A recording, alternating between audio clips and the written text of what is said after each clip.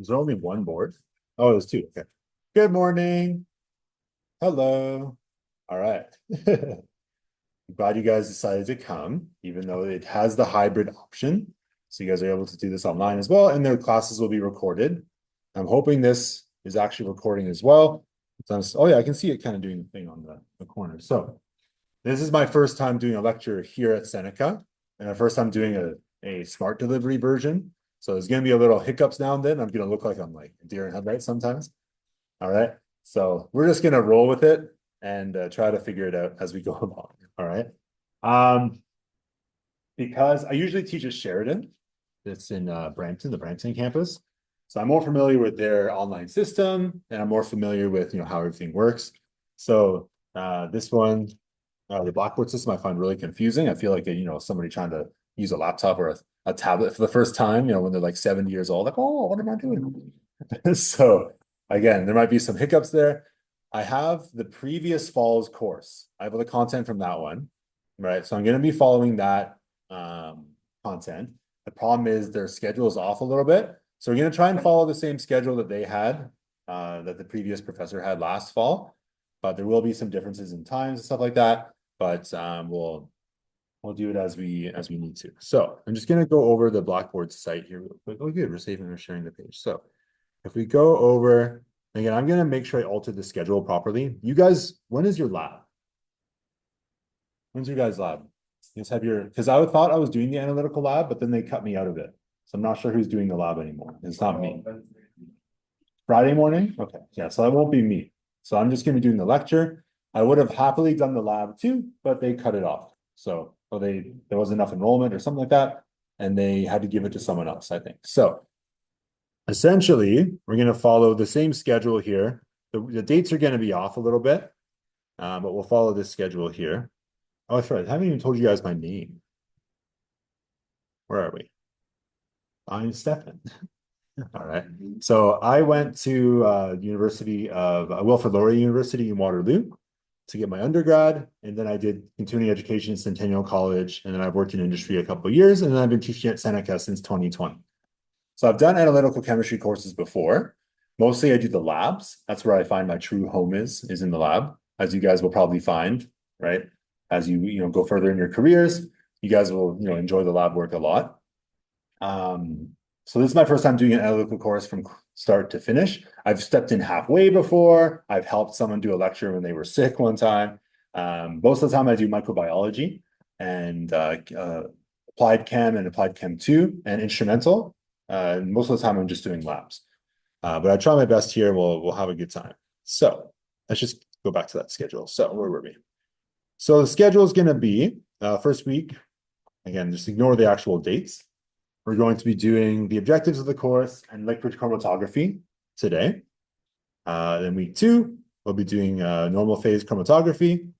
Week 3, plate count, HPLC, other forms of chromatography, and et cetera, et cetera. So I don't think I have to go through everything for you guys. We'll go over it kind of as we come into it. What I'll do is I will release where are we? I will release the weeks as we go down. I have the week 1 stuff available right now. You guys are able to see that? The week 1 stuff. So there should be the documents. There should be some handouts there. The handouts, I think, let you guys have little lines to draw beside things. So if you want to print off notes, then you can write notes beside the lecture slides if you want. Those will be available for you. In the lab schedule, you guys will have to refer to your lab professor to get your lab schedule. So again, it might be different than what we're seeing here. Chromatography, right? Experiment 1 to 3, right? Experiment 2. Your lab professor will probably have to go over that with you. So let's just go over the actual course. If I can get out of here. Let's go back to our course here, because this is the old one. I'm going to go to ours here. And we'll talk about the, where are we? Yes. So labs, lectures, and tests. I think it's one I just had. So yeah, I deleted that because it was not relevant. So there's our Zoom link. And then I had the value of the lecture tests. I'm going to follow this same format as the previous professor had. I believe all these quizzes will be online. So you guys will bring your laptops, you'll do them in class. And I'm assuming whoever wants to do them, from Zoom back home can also do them online. I'm not sure how we're going to worry about the security of the tests at that point. Do you guys have the option for the webcam watcher that watches you while you do the tests. Have you guys done that before? The not to turn it in, the lockdown browser. You guys use lockdown browser before? What's that? Oh, okay, something similar. It's not lockdown browser, exam.net with like it has sometimes they have like a virtual proctor who watches from the camera so that people aren't like on their phone behind the screen, taking the test. So I'm gonna have to play it by ear if we're gonna do the quizzes in like make them have to be in class or have them the option of online or in class. I feel like it's a bit of a disadvantage to be in class when you could be online doing the quiz and then you can have options to cheat easier at your house. So we're gonna have one quiz. We're gonna have two quizzes before the midterm. I set up the dates. I think for the first test and the second test. So the first big one is going to be the Tuesday after Thanksgiving, the 15th, as far as I know. So that'll be the last Tuesday before reading week. And then you'll have another quiz, and then your final is going to be December 3rd. So I couldn't have the option to use December 10th, which is the last day of class, because another person put a test on that day, and they don't want you guys to have more than one test per week, or per day, I mean. So it might be December 3rd, but I don't want to waste a week of class, because that means December 10th is just gone. I'd rather review on December 3rd and do the test on the 10th. So we're going to see if we can get that test there. But again, I want to make sure you guys don't have two tests on one day. I'm sure you guys would appreciate that, right? All right. Do you guys have an exam week though after that? You guys usually have exams after the last week of classes, so the week of the 16th to the 20th. Would that be your exam week? Yeah, do you guys have exams at the end of the semester for some classes? So I think the way we're breaking up this course is so that you guys have less stress on that final week. So it evens up the marks. And I've also seen research that the more little quizzes you do, the better people do overall. So I prefer to do it this way as well. Instead of just one giant test that you stress out the whole semester for, you get little bits here and there. All right, team?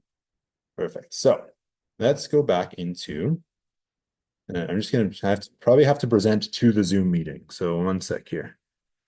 Let's share. All right, so we're going to share the screens. Yeah, we'll share this one. Share. Okay, I'm hoping that will work. I am screen sharing. Thank you. Okay, cool. And it has been so long since I've had to use Zoom for anything. Okay, so let's get into it. So analytical chemistry, and again, this one seems a little different than analytical chemistry courses that I've taken before or had to teach before. Analytical chemistry is what I would say 99% of lab tech jobs are, right? Is preparing your sample really carefully, right? Measuring things perfectly, like to 4 or 5 decimal places, right? Doing a specific analytical technique, right? Being able to quantify something to very, very precise measurements. That's what analytical chemistry is all about.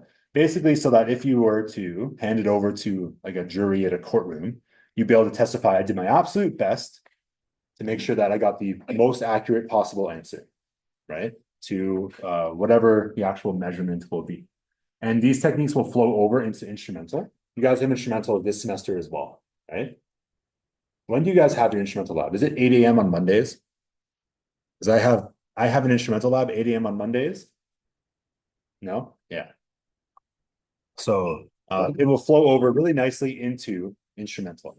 So analytical at Sheridan involves a lot of titrations, because titrations are easy and they're cheap to run, right? To get really, really precise answers. Analytical chemistry will also sometimes include things like gravimetric analysis. So gravimetric analysis is doing a precipitation reaction, you can get very, very precise measurements from, let's say you're trying to measure silver in a silver sample, you can make it to silver chloride, and you can get it to precipitate from solution, and you can get very, very precise measurements of how much silver is in something by measuring how much chloride is there. All right, so it's as an overarching goal, it's measuring things really nicely. And then instrumental, you're going to use machines to measure things really nicely. All right, lovely. I'm hoping this Zoom meeting is working. Okay. So in our course, and this is a little bit unfamiliar in terms of just what we're actually covering. I'm not used to covering these things in analytical, but I can see why we would cover them. So chromatography is basically using a solid phase, some kind, right, to separate substances based on solubility, based on their polarity, based on their size sometimes, various other things that you can use to separate something. Chromatography is at its heart, a separation technique, trying to separate something and get an idea of what's in a sample. That's what your chromatography will be all about. So you guys will do this a million times. Are you guys taking biochemistry yet? That's not this semester, is it? Biochemistry will have a lot of chromatography. Chromatography is very boring in lots of cases because you have to watch something drip from a tube for like 40 minutes. So once you're done classic chromatography, you start getting impatient, and then we get into forcing it through the chromatography column with high pressure, and then you can go have a coffee while it's working because the machine does it for you. So classical column was your boring chromatography, and then high pressure liquid chromatography is when we force it through the chamber. Because what you'll get is when you're doing chromatography in the lab from just a straight column, there needs to be some kind of silica gel or something like Cepadex, which is an anion exchange or a size exclusion column. You're going to watch it drip, and you're going to wish that you could take something and force the liquid to come out, so go home sooner, right? And that's what HPLC is. And then we will have our gas chromatography. Gas chromatography is the machine where we're going to use something that's very volatile. And this is something we know will evaporate really fast, right? So a sample is something that will just evaporate into the air if I try to use it in a normal column. So we're going to trap it in a gas column, and we're going to run it through a tight, it's very, very tiny tube. But we're going to use gas as our mobile phase so that we don't lose any of our sample. And it's very sensitive as well. And so we refer to your liquid chromatography, LC. You'll see LC after all sorts of different things, right? That'll be your liquid chromatography. So you could have HPLC. There's also something called GLC, which is gas liquid chromatography, where sometimes we'll alter the temperature range to give you sometimes liquid, sometimes gas. You can get really, really precise results using that. And we're going to use UV visible spectrophotometry. Have you guys used a UV vis yet at Seneca? So it's a machine that will, for DNA? Exactly, yes. For DNA. So yeah, we'll use UV vis a bunch of times. It's the easiest form of chromatography and the cheapest, or sorry, spectrophotometry will be your UV. If you guys have used the Gen 30s on the desktop Gen 30s or benchtops, those are visible spectrometers, so they can measure things in the visible spectrum, right? And then your UV will go into the UV spectrum. So last semester I had to run a project course. I had to use a UV vis for my students because some of the things we were measuring were only measuring in the UV spectrum. So we had to go to use the machine. You guys will do that this semester. We also will be doing some TLC, tender love and chromatography. So thin layer chromatography. It comes in a couple different forms. In biochemistry, you guys will do paper chromatography, which uses paper as the stationary phase. Liquids will travel up and pull samples up the paper. It works the same with other forms of thin layer. So this one, I believe, would be a silica gel. So based on the solubility of your sample to the silica gel, you'll have a mobile phase which will travel up the gel using capillary action, and it'll pull your samples through the gel, and you'll get a separation based on their solubility. So TLC requires a lot of tweaking to get your mobile phase right based on its polarity. Depending on what you're trying to separate, you need specific chemicals to have them have a gradient of solubility. Because if all the samples are super soluble in your liquid, then they'll all come together and you won't get any separation. Right? So TLC will usually run where you have standard, unknown, unknown. Compare them based on how high they go up the gel. So that's thin layer chromatography. Then we have our column chromatography. So these are all different forms of columns you might see inside an HPLC. So you would plug it in, and you have to make sure you adjust your flow rates, right? And all sorts of different things to make sure you don't, explode your column because you are using high pressure. But these are all different versions you might see. So this one might contain like an anion exchange column, right, which will separate based on the charge of your sample. Then you might have a size exclusion column, right, that will separate based on the size of the chemical, et cetera, et cetera. That'll be your columns. Then we have our classic column. So basically, one of those columns, right, will be inside these steel columns, but we just have it in steel so that we can put high pressure so that we can force it through. So this is an experiment probably where they're separating pigments, sometimes out of spinach leaves, which you guys will probably do this semester, and then HPLC columns. So HPLC, depending on what you're trying to do, can be extremely frustrating, especially if you don't really know exactly what's in your sample. It's hard to separate things and get a nice sharp peak. Sometimes you get these weird shoulders on the peaks, right? Or it won't. The software is not behaving and won't integrate for you properly. All sorts of fun things can happen. All right. Why are the slides repeating? All right. But anyways, yes. So now the one thing I was expecting you guys to do would be some kind of titrations for analytical. The one at Sheridan goes a lot into the math, right? Of how to do buffers and stuff like that as well. I don't know if you guys are covering buffers in this semester. Have you guys done buffers before? Yeah, so you guys understand buffers already. Okay, so maybe we don't need to beat that one into the ground. So that's good. All right, so why are we emphasizing chromatography? And I do like this emphasis, right? Because use it for everything, right? No matter where you're working, you're going to be using some kind of chromatography to check out your samples, right? So yes. Yeah, so in the pharmaceutical industry, what they would use is very precise HPLC to check the purity of samples, right? Whenever they're making pills in a factory, right? And so you have chromatography for that. HPLC is very standard for stuff like that. I worked at a cigarette analysis factory. So we would separate different chemicals in the cigarettes, and they would separate them based on chromatography, HPLC. The cigarette company really wanted to know what chemicals were in the cigarettes. I think it's a government mandated thing. So yes, you would use, right? Your pharmaceutical industry would use your comparison for standards, right? So the way you would run it is you'd run your standard on the column, right? You'd watch the peak elution time. Then you'd run your samples and you'd watch the column peaks come off, and you can measure them based on that. Based on the height of the peak, right? You can determine how much is there as well. Of course, residual solvents.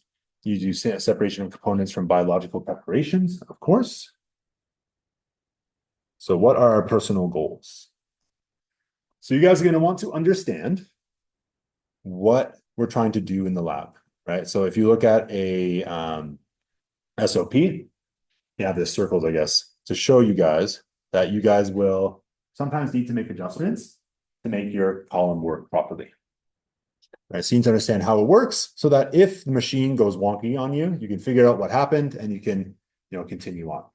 99% of the time, you're going to have someone there as like a supervisor who will have been there for like 30 years and understand it to the point where you could probably teach a 10-year-old.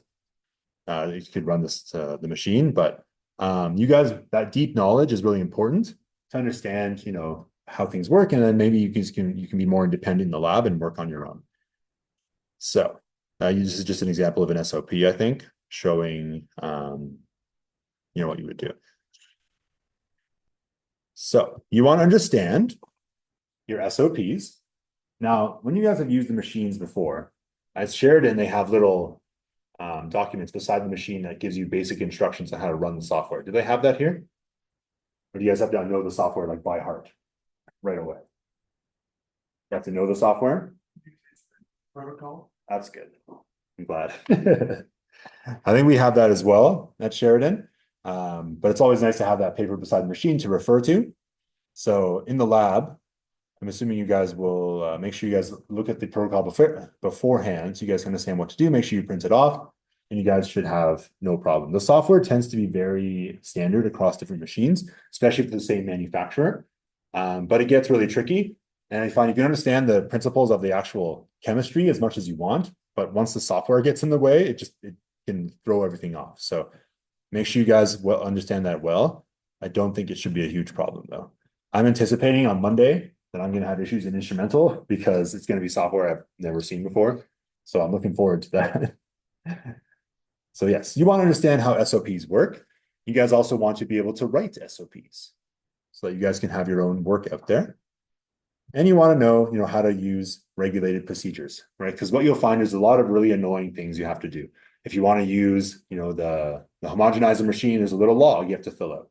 If you don't fill out the log, you get yelled at, right? If you want to use this machine, you have to fill out a log. That machine, fill out a log, and when you finished and when you started and what the sample number is and sample ID for kind of a what's the word I'm looking for? A chain of custody almost for a sample, so you can know what to do. And you want to understand the technical language of the field for future interviews. So the guy at the interview can say, "Are you familiar with HPLC?" Well, yeah. I'd be like, "Oh, what machine did you use?" "Oh, I use this machine." "And what kind of columns did you use?" "Oh, I use these columns," right? Or have you used UV-Vis spectroscopy before? "Oh, I use the Carey UV-Vis 500S, right? And I did this and this and this experiment and this project, right?" They'll all be very impressed and you'll all get hired at double the salary range on the document, right? And you also want to be able to walk into a lab, recognize a machine and be able to use it with confidence without worrying about, screwing it up or breaking it. Okay. So you guys are going to be assessed on the principles of your techniques. So this would probably be sample prep. Right? Sample prep is a big one in your lab, right? But again, in the lab itself, in the actual lecture, it's all going to be theoretical type things, right? But you guys will understand how to make the sample, how to put the sample on the column or on whatever we're using, right? How to do mathematical manipulation of your data, right? Your statistical techniques, your standard deviation, right? Your confidence interval, all that good stuff. And we'll do some online lab activities. I have no idea what they're talking about. I don't know if this is a COVID remnant, but I'm going to look for that. There might be, I think, maybe pre-labs that are online. So we'll have to refer to your lab instructor for that. All right. So I'm just following the presentations that the previous guy had. So are there any questions so far? You guys think? Are you super intimidated? You should be not. When I was at Wilfrid Laurier, the way we would get assessed in the lab is whoever got closest to the true value, because what you guys are going to get assessed with is in the lab, they're going to know the true number of your sample. Let's say you're analyzing copper in something, right? And the copper is 34.2659%. And you guys get 33 point blah blah blah percent, right? Depending on how close you are to the true answer, you generally get an accuracy mark. Right? I'm not sure if it's the same here in the lab. That's generally how it works. What we would get marked for at Laurier is the person who got closest got full marks, and the further away, like down the rankings you got less marks. So even if you were super close, but you were fifth, you got like no marks for accuracy. I've not seen that again from an analytical course. But at Sheridan, I'm doing analytical again, and I know the labs, there's about 20 marks for accuracy. And if you're more than a 1% away and in your relative standard deviation, you got like 0 out of 20 for your accuracy marks. And then you also get marked for precision. So precision was 20 marks. Standard relative standard deviation was precision. Your actual whole number milligram value away from the true value. Let's say there's like 20 milligrams of sugar in this soda, 20 point, whatever, and you got 18. If you're a little bit farther away, you lose like half the marks. All right. So the precision and the accuracy are the super important part of analytical. In instrumental, the marks for accuracy tend to go down because you're trying to use the instrument, right? But analytical is all about that super precise. And we should have the ability to be really precise in this course. Oh, amazing. Let's go. So let's keep going here. Okay, so liquid chromatography basics. Just make sure the Zoom is still recording. I think we are. Yeah. Are we recording? I hope we are. Let's assume we're recording. Okay. So liquid chromatography basics.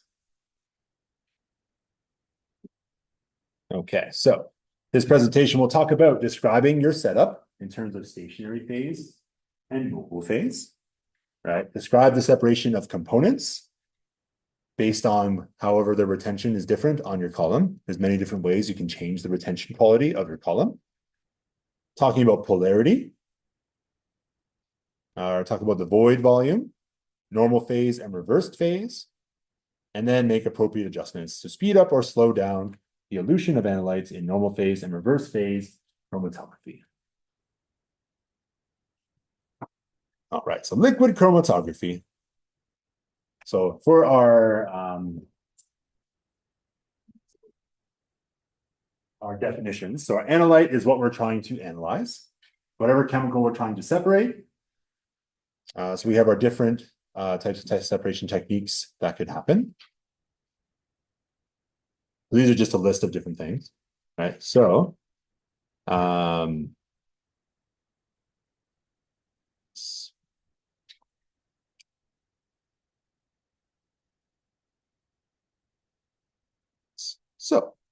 liquid chromatography is all about solutions or analytes in a solution.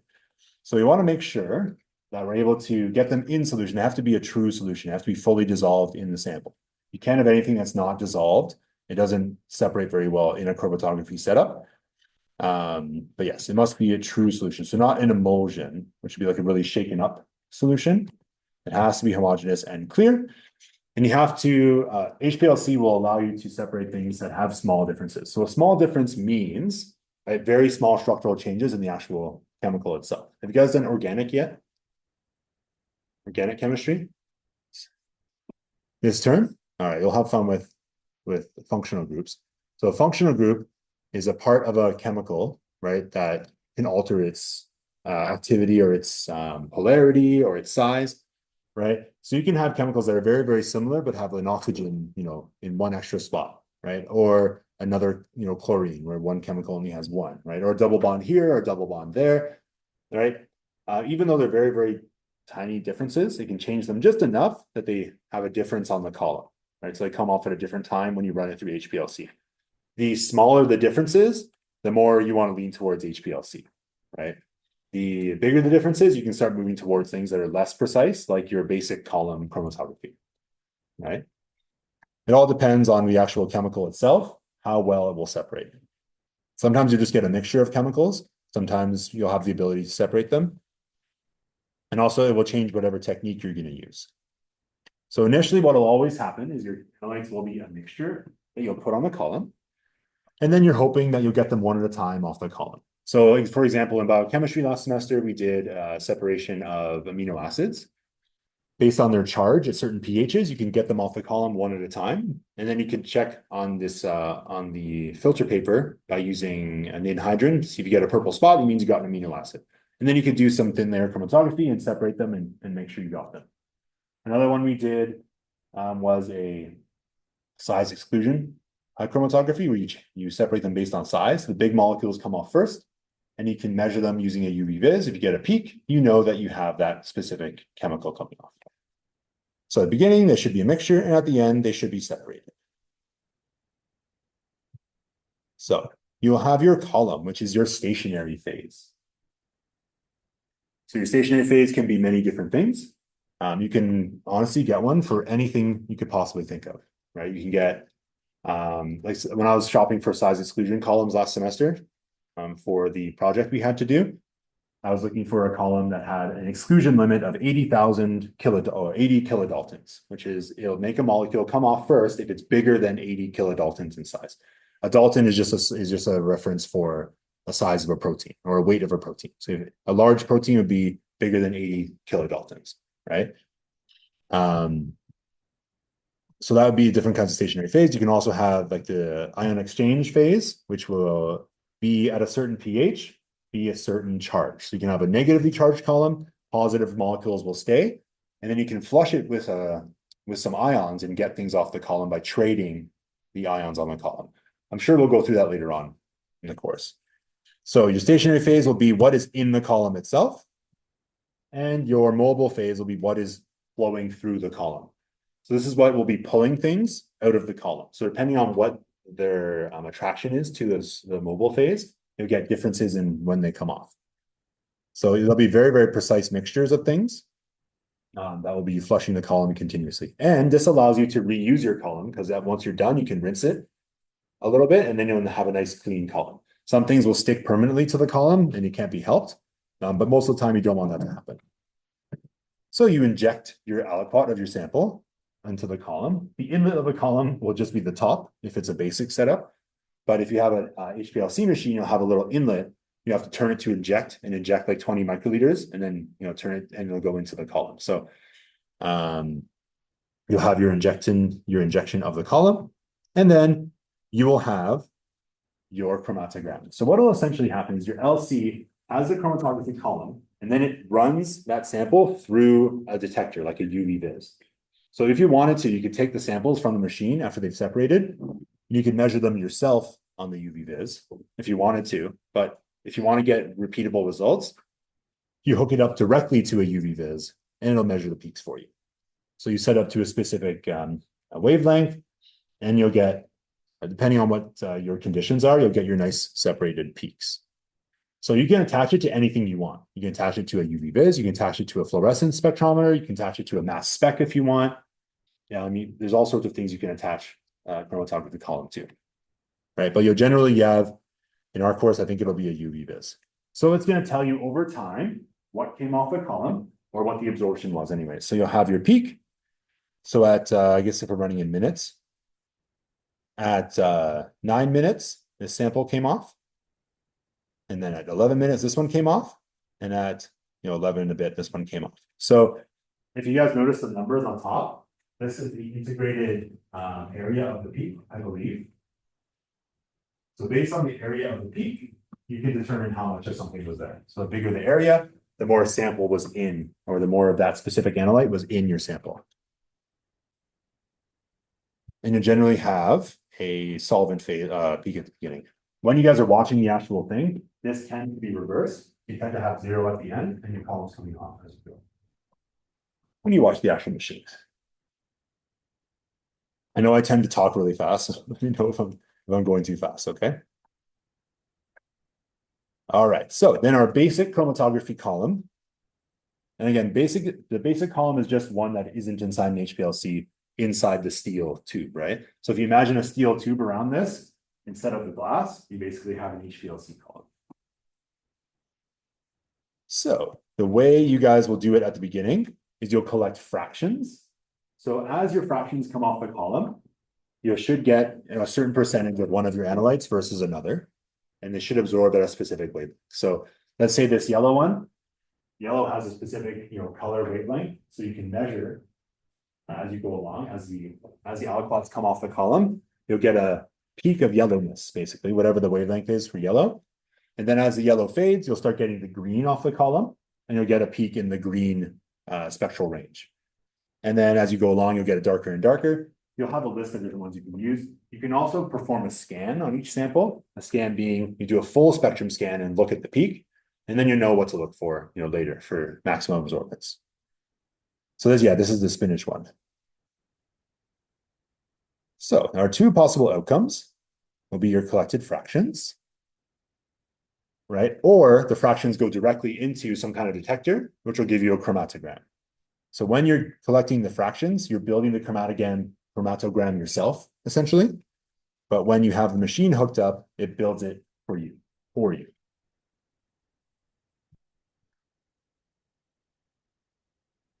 All right.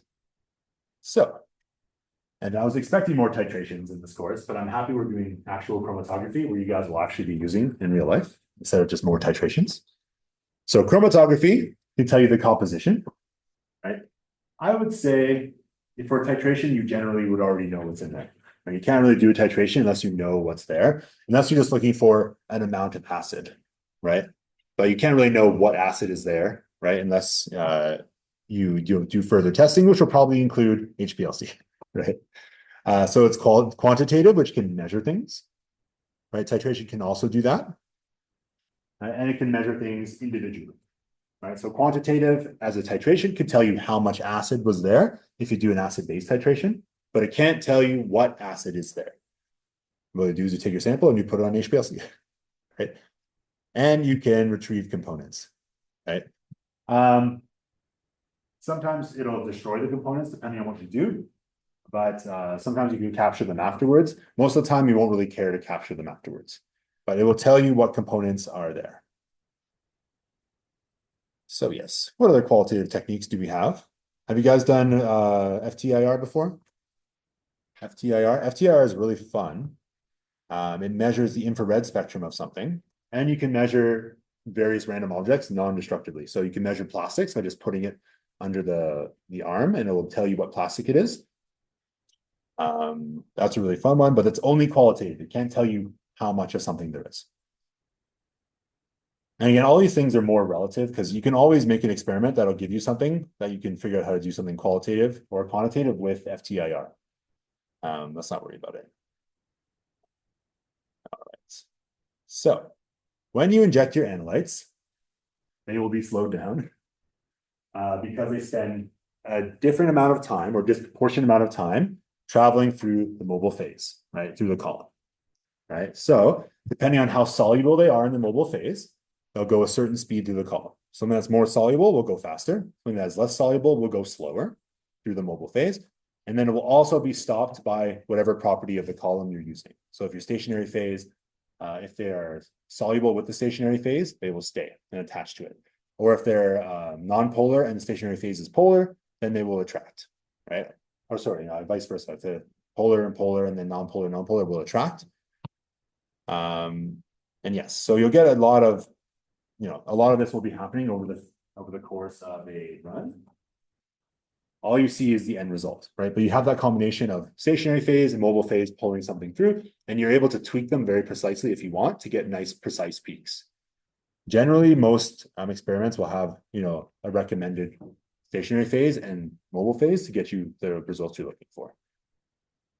Yes, and of course, you have different types of species, different species being things that are same chemical family, perhaps, but a little bit different, and they'll hopefully come off at a separate time. It's really, easy to say they will elute at different times, but sometimes you'll get your column, you get your peaks right on top of each other. What is happening? Or you'll be missing a peak. Like, where did that peak go? What's going on? And it's like getting frustrated. Or your peak will have a big fat shoulder on it, and you're like, what happened there? Right? To get nice, pointy, precise peaks, which is exactly what you want, it takes very precise timing of certain things. Especially for gas chromatography, you generally have an inlet temperature, and then you'll have it ramp to a certain temperature to get it into a gas phase, and then it might come back down or go back up. But so if that gets messed up, you can make your entire experience go wonky. All you're trying to do, though, is make sure that the conditions are always the same, because you can't compare two samples to each other unless the conditions are exactly the same. Okay. So yes, because of all these things, you'll get your different species to migrate at a different speed, and they will elute or come off the column at a different time. So this slowdown, right, is the whole point of chromatography, right? That's the only reason this is what we care about the most, right? Is the type of slowdown and when things come off.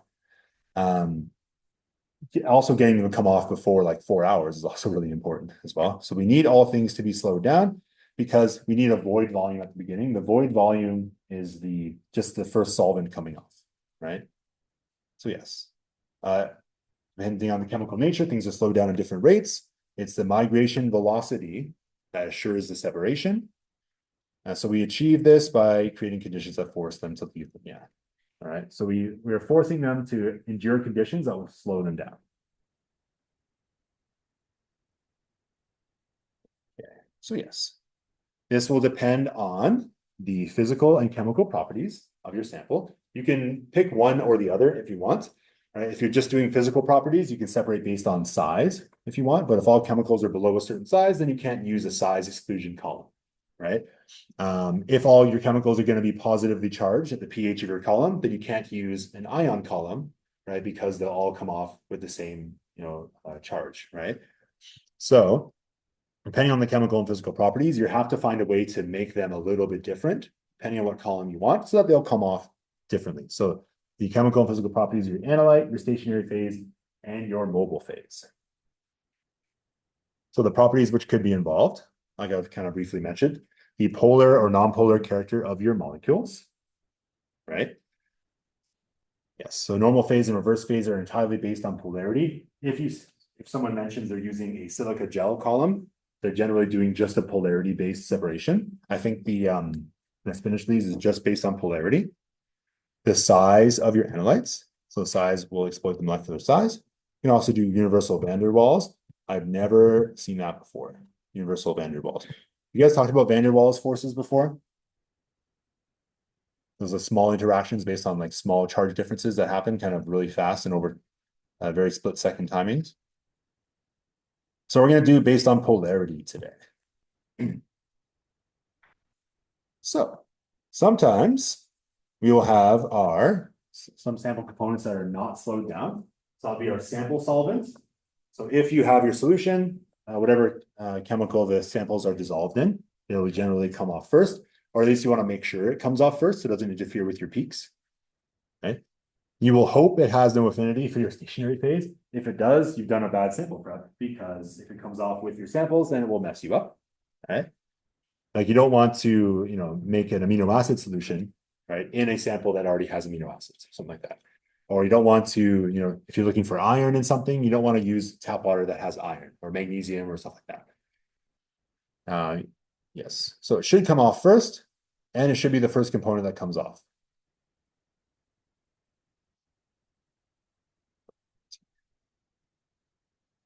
So our solvent front will be again, this is usually for TLC. But the solvent front for HPLC will be that first peak you guys saw at the front. So if I go back up there, this one, solvent front will be that first peak.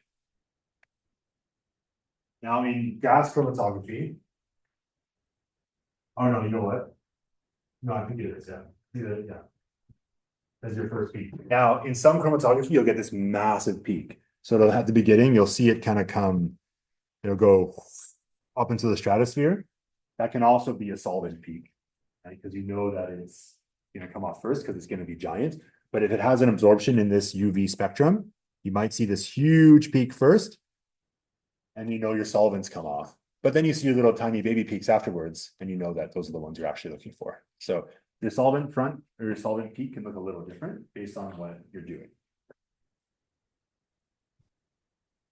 And so if you wanted to make sure it was a solvent, what you do is run a sample with just the solvent and check the retention time. If it matches, then you know that's the solvent, right? So all of these things are checkable or testable, right? Where are we? Okay. Yes, so that's your solvent front. If we're doing TLC, linear chromatography, have you guys done TLC before? TLC will be on your silica gel plate. So, and you know what? You have your gel plate, and the solvent front will be the station or the mobile phase traveling up the TLC. And so you'll have at the top, you'll have a nice line. And so when you've done a TLC, you generally stop it when it gets about a centimeter from the top as the solvent travels up. So you see it kind of going, wee. It takes like 40 minutes sometimes to get up there. And then you'll take it out of the chamber. You'll use a pencil to draw a line because it's going to evaporate really fast. TLC tends to be with really volatile chemicals. And so you'll have a nice pencil line, and that will show you your solvent front. So it's almost like if you dip paper towel in the sink and you watch the liquid travel up, solvent front would be where the water stops, and you can take a pencil and you can draw across. Oh, my computer's going to die. Uh-oh. One second.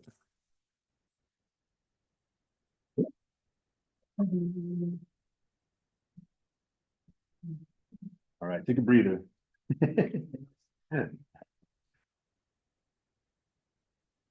Okay.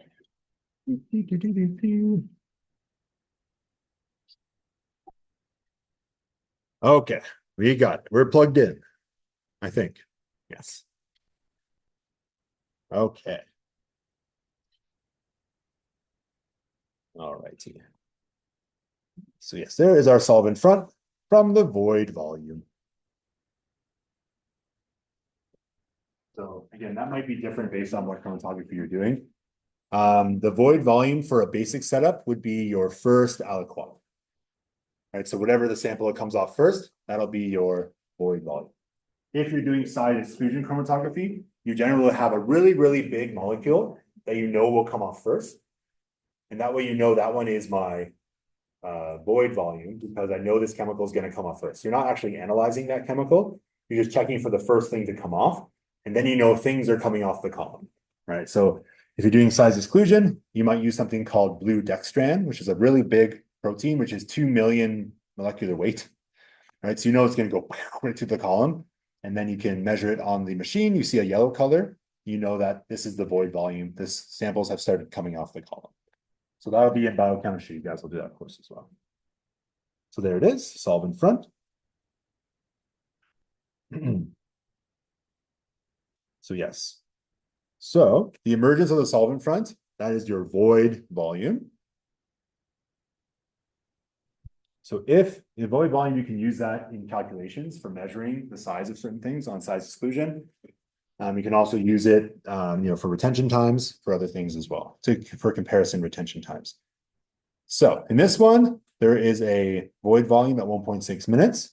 Now, most of the time, I've never needed to use this for HPLC because you run an individual one of these chemicals each time as a standard, and you know the retention times. So you don't really care about the void volume sometimes. Because what you'll do is you'll see your one standard. Okay, so I ran this chemical, we got aspirin. You run it by itself. I know it comes off at 9 minutes, just after 9.6 minutes. When I run my mixed sample, my aspirin should also come off at 9.6 minutes. So that's the peak I look for to measure aspirin. I think so. It could, oh yeah, it might be that might be the retention time. Yeah, so it might not be integrated. MAU, atomic MAU. Oh yeah, absorbance units. Sorry, I'm not sure if it's absorbance units. I think it might be because it's not a big M, it's a small m. So that might be absorbance units. So absorbance units.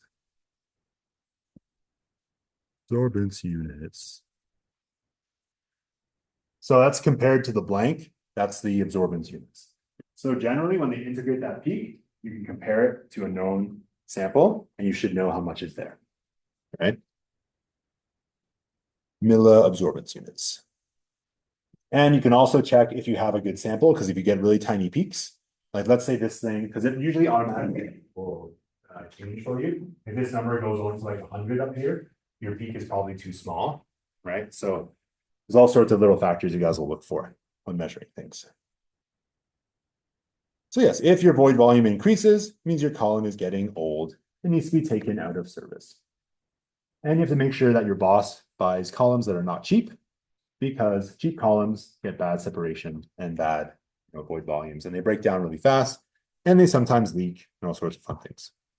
A good column can be like $1,000, but sometimes a mass-produced column is better because they tend to be more consistent, right? So they can be really cheap. So depending on what you're trying to do, you can have very cheap or very expensive components, just like everything in life. All right, so normal phase, right, will be your stationary phase is polar, which would be water-loving or hydrophilic. So normal phase liquid chromatography would be your classic chromatography on alumina or silica, your thin layer chromatography with your silica gel, which is polar, or your cellulose. So descending paper, oh, look, that's cool, descending paper. I've only ever done ascending paper chromatography, but I see no reason why you couldn't do descending paper chromatography. So that is your normal phase liquid chromatography. That makes sense so far? Yeah, all right. Okay, and then, yes, normal phase, stationary phase is polar. Reverse phase, stationary phase is non-polar. So water repelling or hydrophobic. So for the first couple modules, we're going to work with normal phase only. So all concepts in reverse phase are just mirror images of normal phase. Most applications in the industry will be using reverse phase.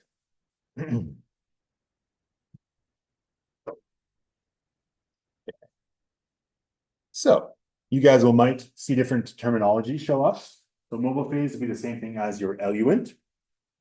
And I'll tend to use those kind of interchangeably. Things will elute, right, with the eluent. Stationary phase will be your absorbent or your matrix.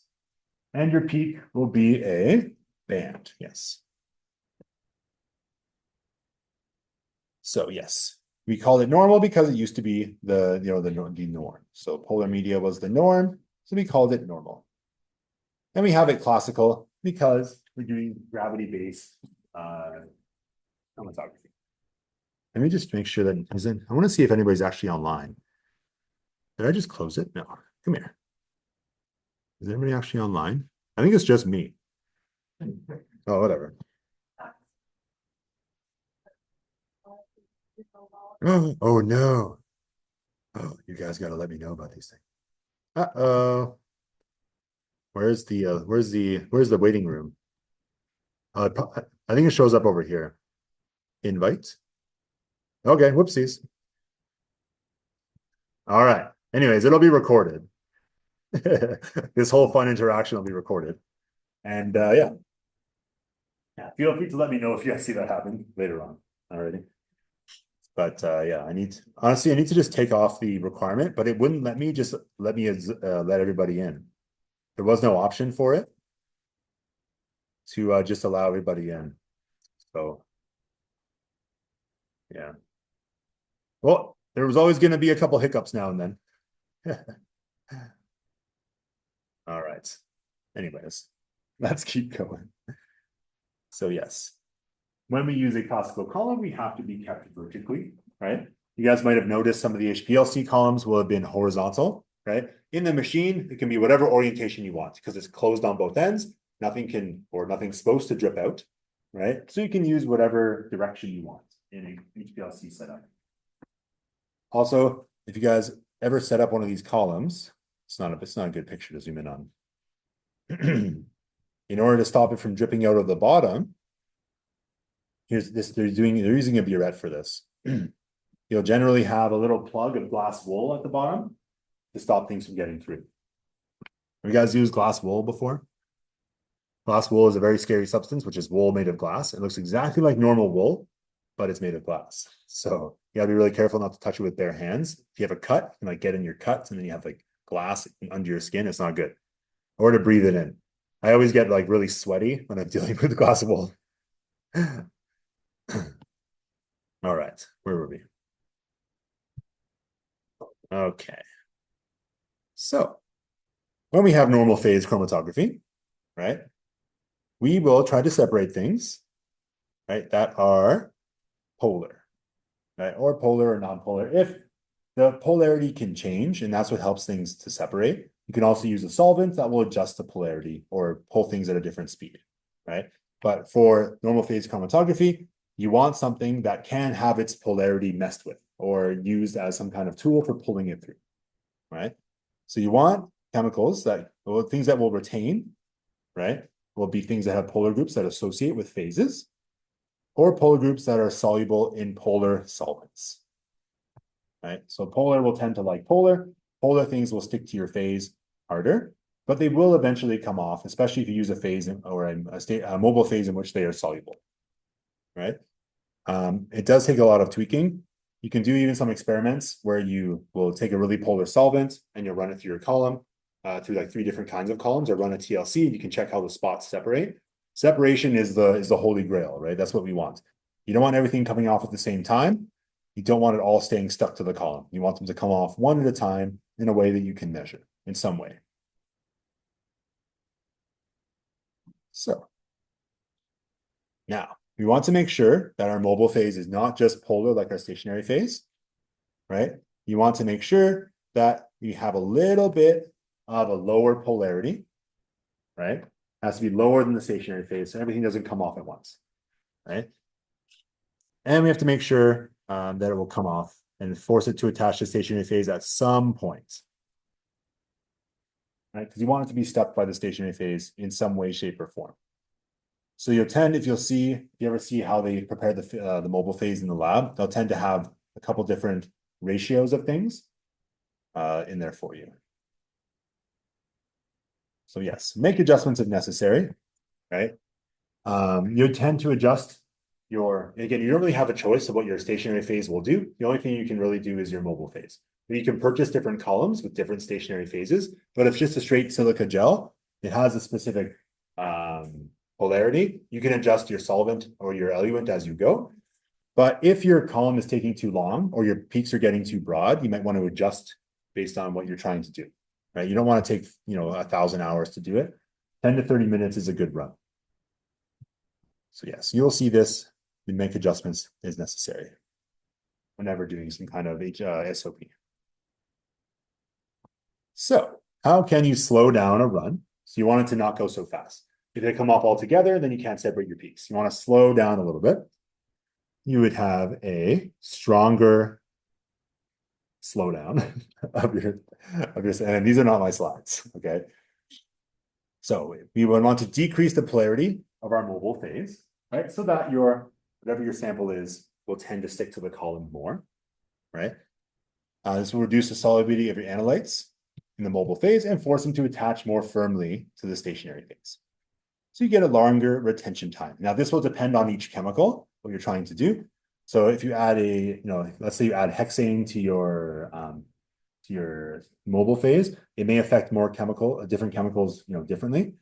So you have to just watch out that you're not, changing them all at once, but it will sometimes just make them spread out just a little bit so that you get separation in the peaks. So yes, you will mix into your mobile phase a non-polar but miscible solvent or soluble solvent.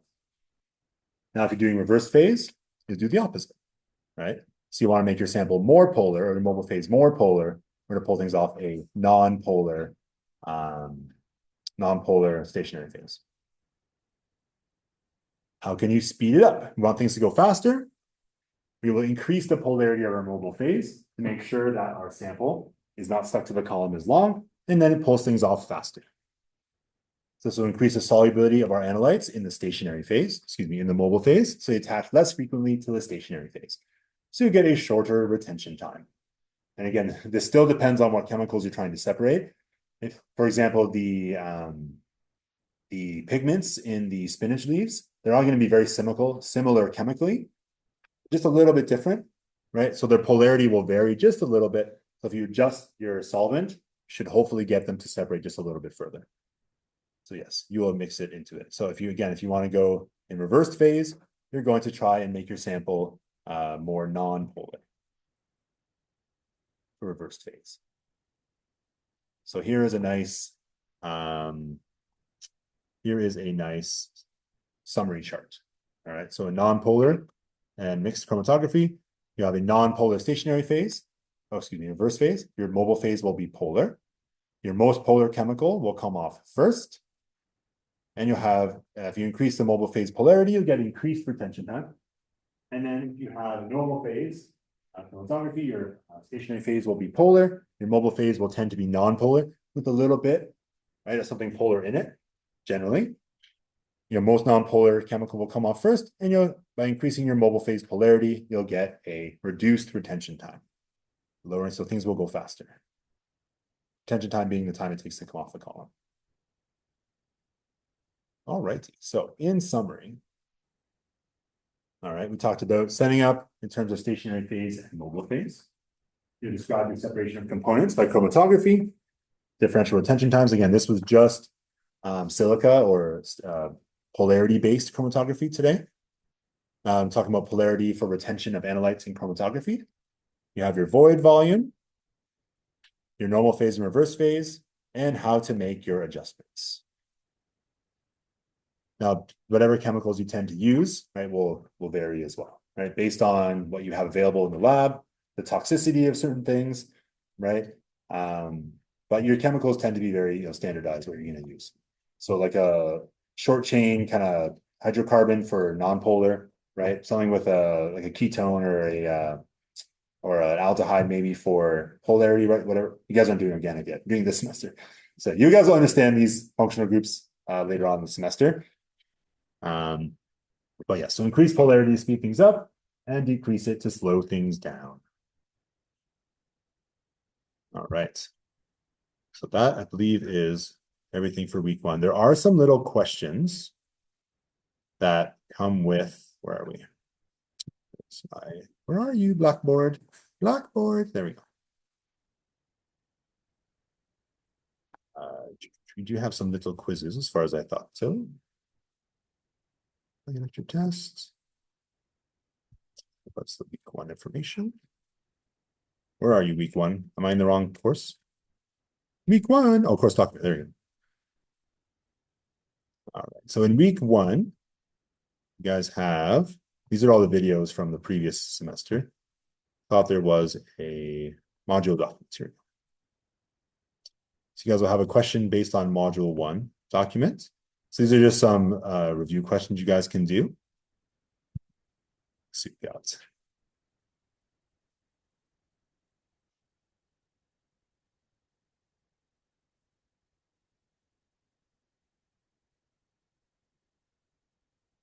Number of partners. So,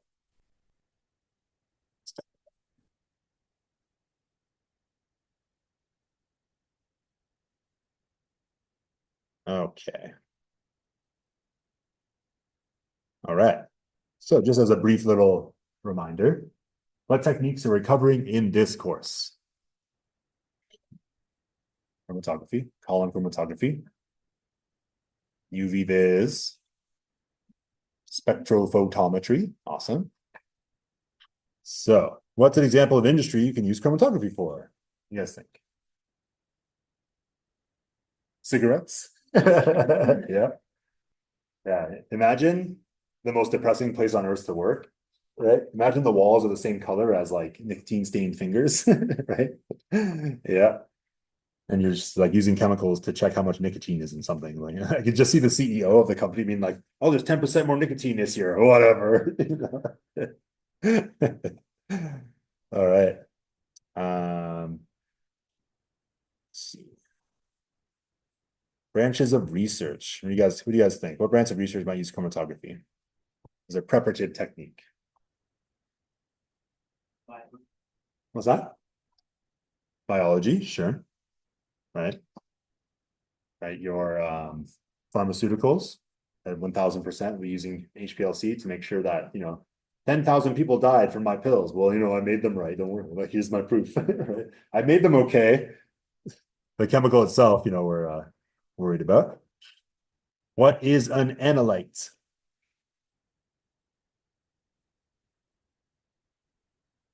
Yeah, the product we're trying to analyze, or whatever chemical we're trying to detect, right? Your product might contain multiple analytes. It also might contain peaks when you get on the column that you're not looking for, but you don't care about. So that'll happen a lot. We do a wine one, an instrumental at Sheridan. We were checking for tannins in wine, I think it's tannins. And so you're looking for certain peaks at certain times, but there's always these mystery peaks of random things that we're not actually looking for, right? That you'll be there thrown in there to confuse you, right? So, what is an alternate name for the mobile phase? Eluent. Anything else?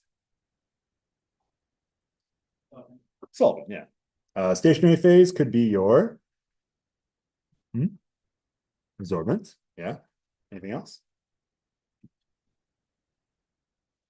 Your matrix. Your number of partners. I'm not sure what he means by number of partners. Number of maybe principles or chemical properties. Normal phase, reverse phase. What is normal phase? What's stationary phase is polar or non-polar for normal phase? Polar. There, I dropped. That's my shoelace. My shoe was untied. And for stationary phase, for reverse phase, your stationary phase is non-polar. Awesome. Right. All right. So polar analytes, are they less soluble or more soluble in polar solvents? Polar. Who says more soluble? All right. Yes, polar solvents are more soluble in polar solvents. Right? Right? Like dissolves like. Right? So you can't put oil in water, or at least you can put it in salad dressing, but it always floats to the top, And in a polar solvent, if I use a very polar solvent, will it bind better to a polar stationary phase? Better or worse? So essentially what you're doing is you're competing with the stationary phase, right? The stationary phase wants to grab the analyte and the mobile phase wants to grab the analyte, right? So if one is grabbing harder than the other, it'll tend to move with that one harder, right? So stationary phase is more polar than your mobile phase. It'll grab onto the analyte and hold tight to it, and it'll stay in the column long, right? If your mobile phase is polar as well, and even more polar than the silica, it will grab onto the analyte and it'll drag it past the stationary phase. And the stationary phase is like, no, come on, let me have some. But it's like, no, I'm too polar for you. So it will pull it through the column, right? So if you have a polar mobile phase, really, really polar, it'll come off the column faster. So it'll bind worse to a polar column. Does that make sense? So if you want to decrease your retention time or increase or make it stay on longer, right, you have to decrease the polarity of your mobile phase, right? So a non-polar analyte, right? It's non-polar analyte. Is it more soluble in a polar mobile phase?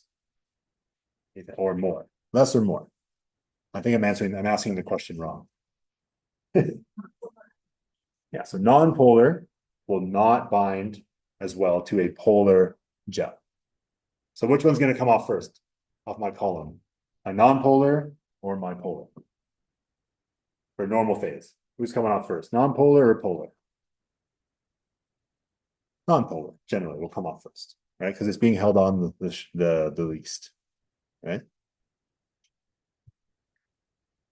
All right. So how would the analytes travel in a column if the polarity was the same as the stationary phase? So both are the same. They separate, would they come off together? Would they stay on the column?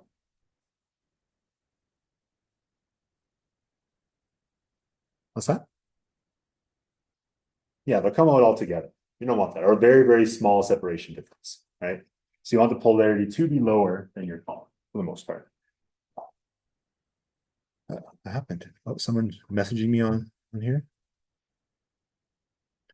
So what usually happens is I get a little notification that says there's a waiting room, and I go cool, and then I'm like, come in, and then it's like, no, it's not giving that for me. So where am I? Paper. I hope I'm still sharing the screen. All right. Beautiful. Yes, there it is. So which analytes elute first in reversed phase chromatography? Polar or non-polar? Reverse phase. Who comes off first? The polar stuff comes off first. Beautiful. All right. Ooh, these get kind of tricky. Last one. So how would you modify the polarity of your mobile phase to make your elution go faster in reverse phase chromatography? Who says I make it more polar? Who says I make it less polar? Ooh, so the column itself is going to be non-polar. So if I want to make things not stick to the column, I have to make sure my mobile phase is non-polar, right? Beautiful. All right. I think my brain's exploded enough for today. What do you guys think? All right. So let me just put my email on the board for you guys. It's on the Blackboard as well, Blackboard site. Oh, this marker sucks. I need to bring my own markers. So Seneca Polytechnic. Polytechnic.